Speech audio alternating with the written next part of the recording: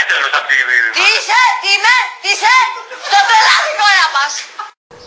Με γουστάρει αδυσόπιτα. Να σου πω κάτι, τόσο μακριά που είσαι, κουράστηκα, δεν έπαιρνα ούτε αρέα. Δεν έπαιρνες ούτε αρέα. Ναι. Σήκω Μαρία Αντίστρης, σήκω, θα σχολάσει η λειτουργία. Δεν έχει λειτουργία after. Κάνεις τίποτε τέτοιο στο παιδικό σταθμό εκεί πέρα? Όχι, δεν πηγαίνω όμως. Τους σνομπάρεις? Είχα κάτσει μόνο μια φορά, έκλαψα λίγο, όμως έκατσα. Καλά χρυσό μου, εγώ δεν είμαι άνθρωπος που θα πιέσει. Ας σε πιάσω από το μαλλί, ας σε φέρω 2 φούρλες, ας σου πω εγώ. Γιατί δεν μπορεί να πας στην παιδική χαρά το Αφού θα με τσιμπήσουν τα ακάρια. Θα σε τσιμπήσουν τα ακάρια? Ναι. Έχει ακάρια στην παιδική χαρά? Ναι. Σας είπα ότι ο Κωνσταντίνος είναι γκέι. Αδελφοί, προϊσταμένη φουστάρα, πώς το λένε.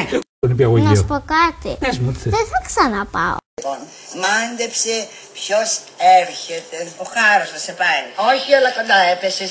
Ποιον έχεις να δεις χρόνια ζωντανό? Εσένα. Από Ποιος είσαι εσύ που ήρθες εδώ, σε μας να κάνεις πλάκα? Άντε σπάσε, ρε μαλάκα.